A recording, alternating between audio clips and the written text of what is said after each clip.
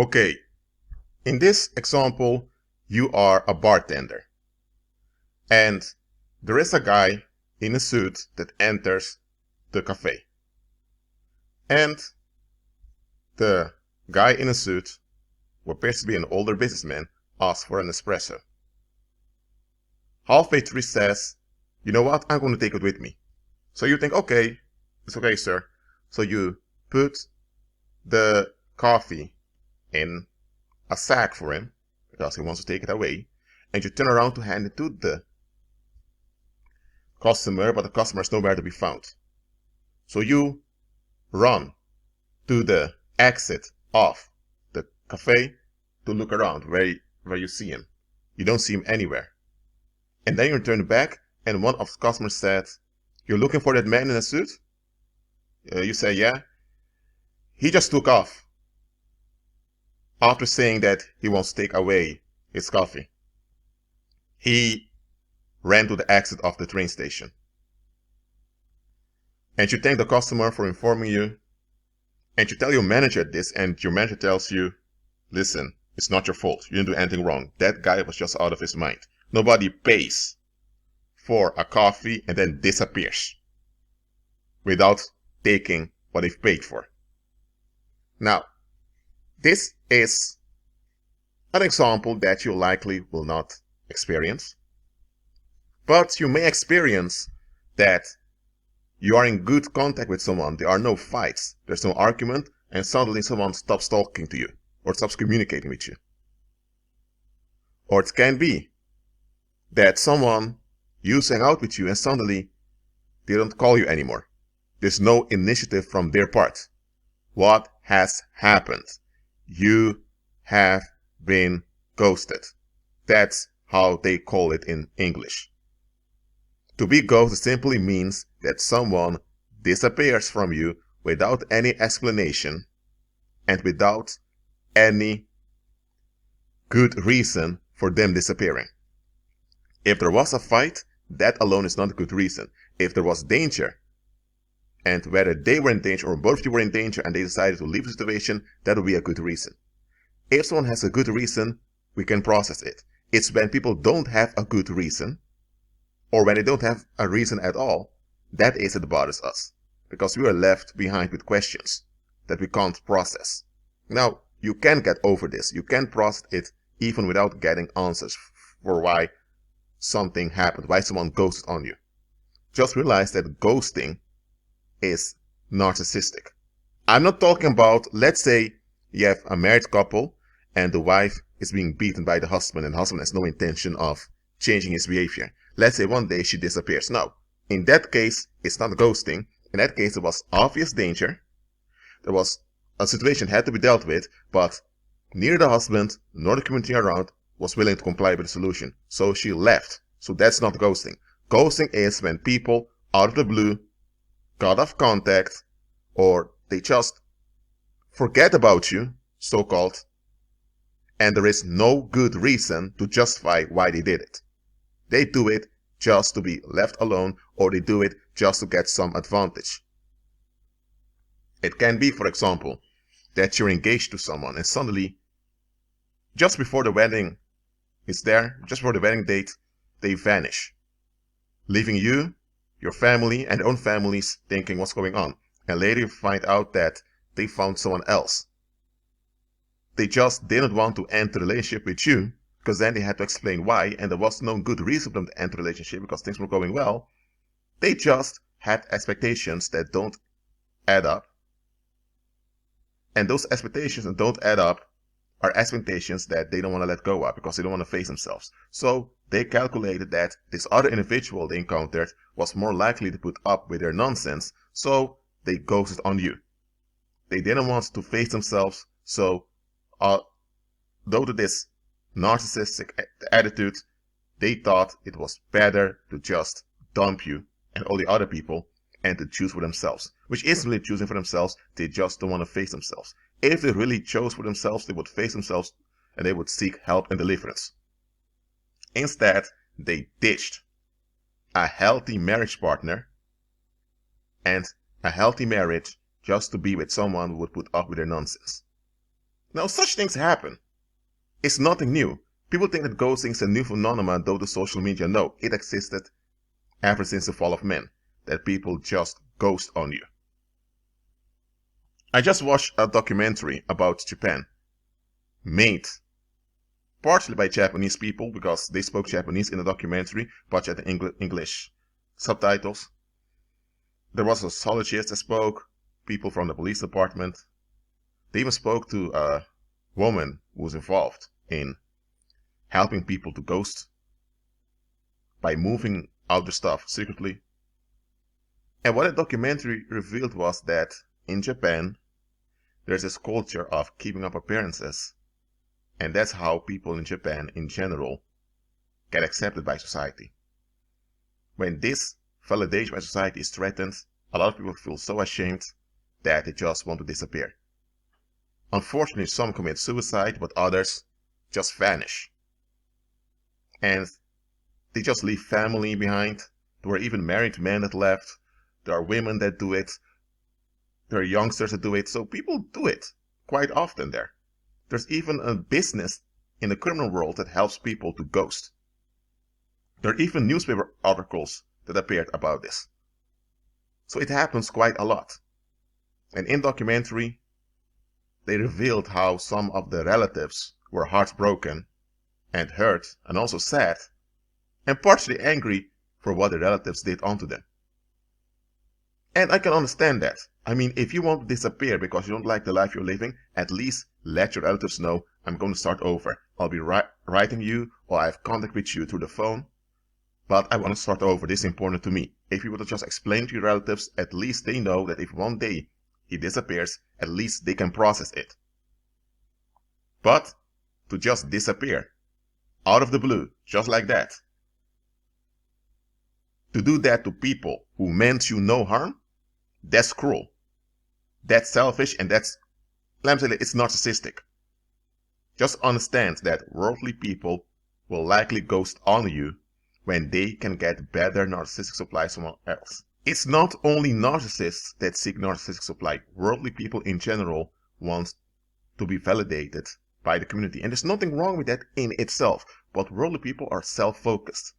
Worldly people have a narcissistic attitude and narcissistic outlook on life. They have this black and white thinking in which it's either validating them or is threatening them. So worldly people, when they sense that they can get better relief from someone else, they will likely drop you. Now, there are worldly people who have values and realize, don't mean I can't do this. Even though they may not be happy with the situation, they realize stability, safety, and the long-term well-being of a community is far more important than instant relief or short-term relief by dumping people and chasing after others who will likely not stick around anyway. Even in a country as Japan, where collectivism is kept high, it happens that people ghost on their relatives, their spouses, their children. Especially when it's done to children, it's quite cruel. I mean, look, if you and your wife can't get along because you messed up, you did. At least have the honor to value your children and to make sure that when you both separate, the children don't suffer that much because of your separation. That's your obligation towards your children. But to just pack your bags and leave because you want to be relieved, you don't want to face yourself, you don't want to go through the difficulties of complying with solutions, that's cowardly. So ghosting is something cowards do because they don't want to face themselves. They're actually running away from themselves. So it has nothing to do with the people they're ghosting. It has to do with them fleeing from themselves. They don't want to face themselves. They just want to be relieved. And when they realize that the people around them will figure them out sooner or later, they disappear. They just go. And they always have their reasons for what they do. Some people, before they ghost you, they pick a fight with you. They start an argument with you just to have an excuse for leaving you. Have you ever been through that someone became upset with you, and they began to fight you, began to accuse you, and you had no intention of being involved in an argument nor in a fight, so you just backed off. You were thinking, what's this? And later the individual stopped talking to you altogether. Have you ever been through that? Well, I have testimonies of people that experienced this, and later they found out why the individual started a fight.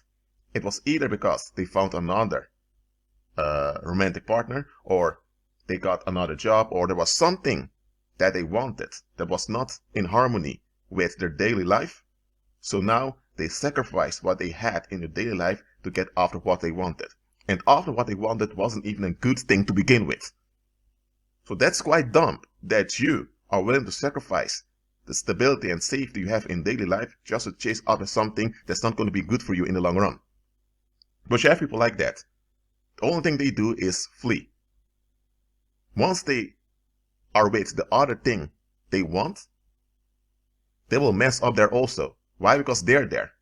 Their expectations haven't changed. They're not delivered. So they still have that same old thinking that's dysfunctional and defect. So you can have a woman that's with a man, she goes on him, she gets with another man. Then the same thing happens, and it happens over and over again, and she's always the victim of falling for the wrong man. What's going on? She's ghosting all those men and ghosting even her relatives and her friends because she is fleeing from herself. She doesn't want to face herself. There are a lot of men doing the same thing. They marry, they have children, and then they vanish. Now they're with a younger woman, and they get a child with a younger woman also, but then they cheat on that younger woman they're with. What's going on? They're fleeing from themselves. Look, I do not condone ghosting. Absolutely not. It's cowardly. It does not solve anything. It only adds to troubles. It will haunt you, and eventually you'll hit a wall. Look, I understand that sometimes you don't know what to do, and you really don't want to deal with the situation because it's painful. I can understand that. But ghosting won't solve anything. It won't. Ghosting will only make matters worse, especially if it affects many other people. It will always affect people, always. If you ghost your family, for example, and you move to another country under a new name, starting a new life, the people you come involved with, they're going to ask about your relatives. What are you going to say to them? You will have to come up with some BS story, so you have to lie to them in order for them not to figure out what you did to your relatives. Or you may have to lie that your relatives don't want you and all of that, just so that they never contact your relatives. So you are involving them in your fleeing, and eventually they'll figure out that you've used them, and then you have issues over there. So what are you going to do then? Are you going to flee again and do the same thing? Listen, ghosting is what cowards do. Believers should not be involved in ghosting.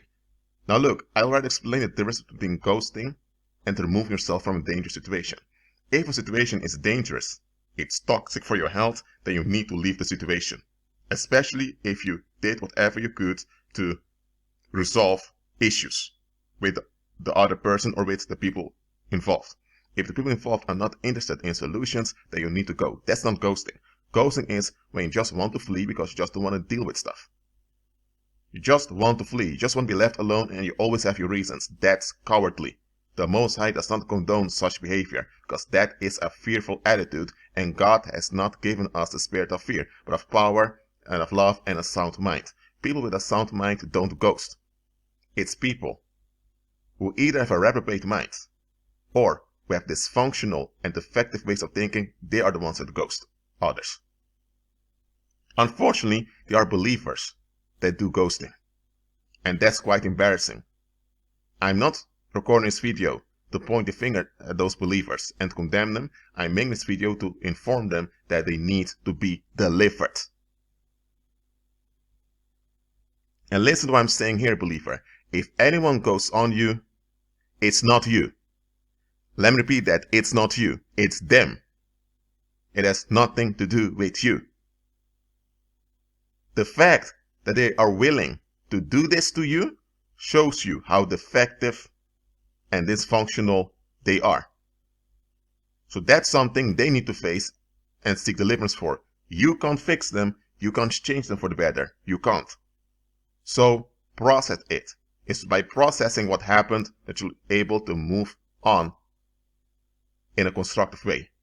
Too many people, quote unquote, move on, hurt, disappointed, depressed, and they turn out bitter or suicidal. Don't let it happen to you. If you were the one that ghosted others and you have forfeited that way of thinking, you've repented, you did the right thing. Just realize that it may not be wise to reconnect with those people. Because remember, you forfeited them. You dumped them. You treated them worse than trash. It affected them. Now, you eventually repented and complied with justice. However, you don't know how far and how deep the wound is that you've caused. It may have led to other dysfunctions that they now need to cope with. So they may not be happy receiving you back, and you can't blame them. Now, don't be consumed with guilt and shame, because that's demonic. Just realize that Christ's blood has covered what you did. Just remain in Christ so you learn how to deal with things in a Christ-centered way. And listen to another thing I'm saying here. Sometimes people ghost on you because they are just selfish pricks. Now, this may sound very harsh, but just hear me out. I was in the metro a few days back, and I overheard a conversation of a Dutch elderly man, which he had, I believe, with his daughter, or granddaughter. Anyway, this man, I believe, is in his 60s. He said, I unfriended. And he named a name. So he unfriended someone. And the daughter, or at least it appeared to be his daughter, asked, why did you do it? And he said, well, he posted 2 things about Sylvana Simons. To explain to you, listeners, Sylvana Simons has become a controversial figure in the Netherlands because she discusses or she mentions racism in the Netherlands openly. And this offends many people because people don't want to deal with it. So this elder man said he shared 2 things of Sylvana Simons. I really can't stand seeing that woman. So that's why I just unfriended the guy. So hold on a minute. Hold on. So someone you've known for a long time, who's on good terms with you, shares something from a figure that you consider repulsive because you have your issues that you haven't worked out. Instead of admitting that it's you, now you become upset at the other individual for triggering you. The other individual didn't trigger you. You're triggered because you have things you haven't processed. Instead of facing yourself, you now take it out on that individual and you ghost that individual. Without any explanation, without talking things through. You don't care how the individual feels all about you. So some people will just ghost you because they are just selfish exploiters. The only thing they think about is themselves. They don't consider anyone else. You have such people. Now, if such people ghost on you, be happy that they're gone. Don't be happy with what they did, because what they did was foul, it was evil, it was out of hand. Just be glad that they are gone. They left on their own accord. So now they can never play the victim because they left on their own accord. And if they ever want to return back, they have something to explain. So they brought it on themselves. That's not your fault that they brought it on themselves. Be happy you're freed from them. That's also something the Holy Spirit will often do. The Holy Spirit will cause negative-minded people to turn on you. Not because the Holy Spirit has turned on you, but the Holy Spirit will cause negative-minded people to turn on you so they will disappear from you. What they do is what they do. That shows who they are. So the Holy Spirit is not in agreement with what they do, nor does he condone it. But he will trigger them to do it anyway so that you are freed from them. So when it goes on you, and it's obvious that there is no reason for it, other than they are just selfish and not interested in examining themselves, be happy they are gone. Don't chase after them. I understand you want questions and they owe you an explanation. Just let them go. Let them disappear. Christ will give you the answers you need. Be happy you are delivered from such creeps. Because creeps are the ones that keep ghosting on people now. If you ghost on someone once and later realize, oh dear, I shouldn't have done that. Okay, it happened. But if someone keeps on ghosting and ghosting and ghosting, if it's a pattern, then they have become creepy. People that are serial ghosters are creeps. Because nobody in their right mind ghosts anyone else, and nobody in their right mind continues to ghost others. Because ghosting is quite dysfunctional and it backfires on the ghoster always. So if you lose creeps from your life, praise the Lord. Just praise Him. When someone goes on you, it's them. It has nothing, absolutely nothing to do with you. Always remember that. So, that's it for now. Keep agreeing with Christ and be at peace.